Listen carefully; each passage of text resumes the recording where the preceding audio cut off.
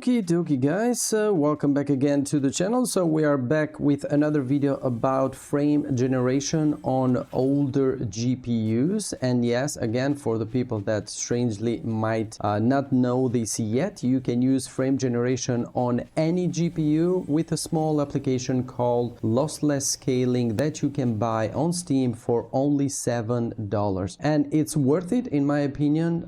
It works on at least on all the games that I have tested and I like it, so that's why I decided to make this series of videos. Oh, and by the way, don't mind my aim because I never played this game. I just played this game just to test, so yeah, that is going to be trash, but that's beside the point. So as I was saying, with lossless scaling, you can have frame generation on any GPU, and you might actually find it good because you can at least double the performance of your GPU. So if you are on a budget, and we know the prices of GPUs are insane, you can get this application and give it a go. I mean, it's totally worth it. It doesn't hurt to try it before spending hundreds of dollars on a new GPU or maybe in a whole system.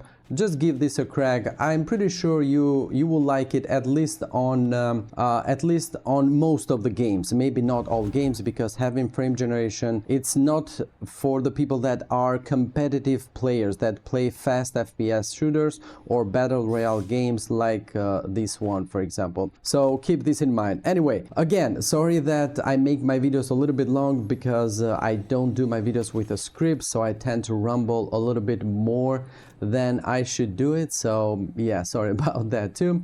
But anyway, here we are. Before we begin, let me show you the settings that I use. I am on my native screen resolution, unlimited frame rate, DirectX 12.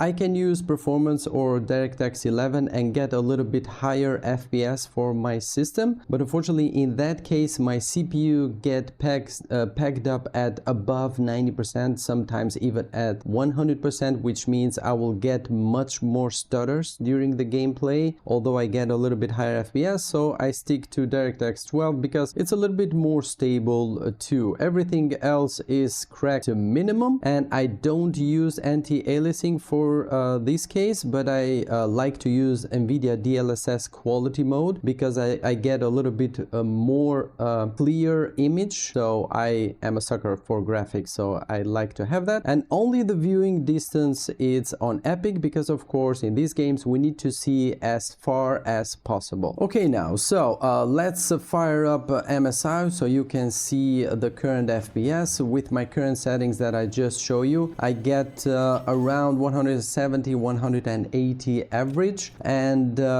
yeah, I like to play with these settings more because I like a little bit better visual quality. As I told you, I'm not a competitive player. If I want to play a game, I want to enjoy more the graphics than the other things. So here we are, just playing a normal game. You have to keep in mind that this is a recorded session, so I don't mess up my gameplay, although as I mentioned, I'm not a very good player. And as we see, we are around 200, 190, 180. As I told you, average is going to be 170, 180 because it depends on the scene where you are. And yeah, it's pretty nice, I mean, for competitive gameplay. But let's say we want a little bit more, and this is where frame generation comes into play. Also, you have to keep in mind that the last video that I have done about Cyberpunk to show you guys how this frame generation works with Cyberpunk, unfortunately I wasn't able to capture the FPS of the application lossless scaling because it is a faff to get it to show on OBS. So hopefully this time it will show up. So let's enable lossless scaling. This time we're gonna enable it with 2x, which means we're gonna get double, technically or theoretically double the amount of FPS. So we're gonna enable it right now, and hopefully you will see the FPS right above the MSI overlay. And it's we are getting right now 150 base, but we are getting over 200, 230, 229, 37. So in this case, the average is going to be around 210 220, which is like 30 to 40 FPS. Not much, double the amount of performance, of course, but I don't know, somehow when you enable frame generation 2x or 3x, whatever the case may be, the base frame rate drops from, as you saw, from 170 to around 130, 140, and then the application doubles this base frame rate and takes it to basically double that, but it's not technically double the FPS that we were getting native. So I don't know, maybe this is how the application is built, or maybe the application drops the FPS down to be able to scale better and double the FPS better without losing quality or without artifacts. I'm not sure how it actually works, but nonetheless we are getting over 220 FPS average in this case, which is at least better than what we were getting before frame generation. And I mean, I know you are not going to be able to catch that on a video, but on my screen I can feel the difference. I don't know how this is possible, but somehow without frame generation I'm getting more stutters than what I'm getting with frame generation. I don't know how this is possible. Maybe it's a problem with my PC. I haven't discovered this problem, but with frame generation, although I'm not getting quite double the amount of performance of my base frame rate, at least I'm getting smoother gameplay, smoother image view. That's a certain thing that you will find on 99% of the games out there. And I'm not getting any lag because my base frame rate, it's at 120 FPS or over 120 FPS on average. And having a base frame rate like that, it means that that the inputs are going to be for that FPS. So for me, not being a competitive player, that's a very good base frame rate and a very good input latency from my controls. Because when you use frame generation, even if you get 300 FPS, but if your base frame rate is at 40 FPS and you use the frame generation to get it 5 times, 6 times, 7 times, because you can go how many X time you want, you will still get the feel of the inputs for 40 frame generation. So if you are a competitive player and if you are sensitive to that, you will feel it. But in my case, it's not a problem. I can go double the amount of FPS and I am happy with the gameplay. I can play even better than without frame generation, because as I told you, somehow my system lagged more with base frame rate than without using frame generation. So in this case, for lols, let's take the frame generation from 2x to 3x and see how it will go, although it's not that I need it, or maybe you won't need it too. And here we see the base frame rates again drops a little bit further. It goes to just around 100 FPS, 95 or 93 right now, but as you see, the frame rate, hopefully you can see it because I don't know if the video will capture it, but my frame generation frames right now are above 250, 260, 270 right now. I can get to 300 sometimes.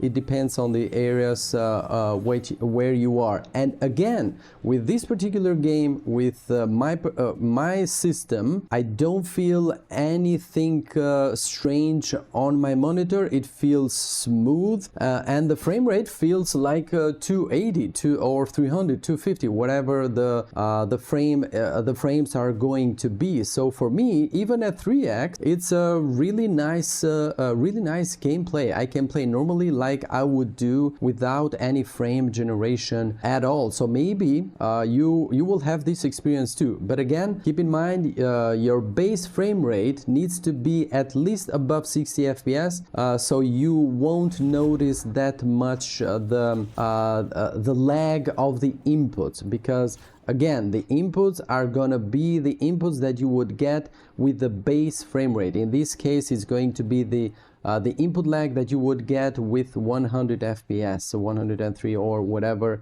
it's going to be. Although you will get the smoothness of higher FPS at 300, I'm running at 290, 297 right now, but the inputs are going to be those of the base frame rate. So you need to keep this in mind, and of course you need to check, you need to test with your system and see what works best for you. Again, as I mentioned previously on my video with Cyberpunk, I tried to keep my frame generation at 2x. I don't need it more than that. Double the amount of performance, or the smoothness we should say, because again, it's not quite exactly double the amount of the base frame rate, because again, somehow, I don't know if it's the application, I don't know, maybe because the GPU, it's gonna have to work a little bit higher to put higher frame rates. Maybe it drops down in performance and lowers the base frame rate, but then it of course goes back to that 2x, 3x or 4x, whatever frame generation scale we're gonna give it. Okay, so let's do one last thing before wrap this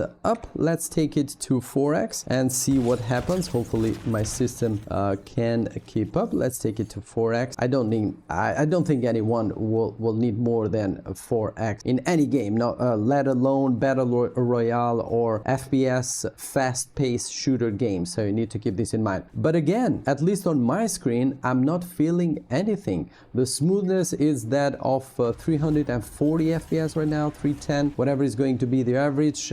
So it's a very nice gameplay. Of course, you're going to have a little bit of artifacts, especially when you are in close combat or when you move the mouse too quickly. But when you're focused on the enemy, you're not going to notice you're not going to be able to notice that much the artifacts. I mean, artifacts can be seen even on NVIDIA and AMD native frame generation, so let alone on a $7 application. But for me, it was never a problem. I don't see them.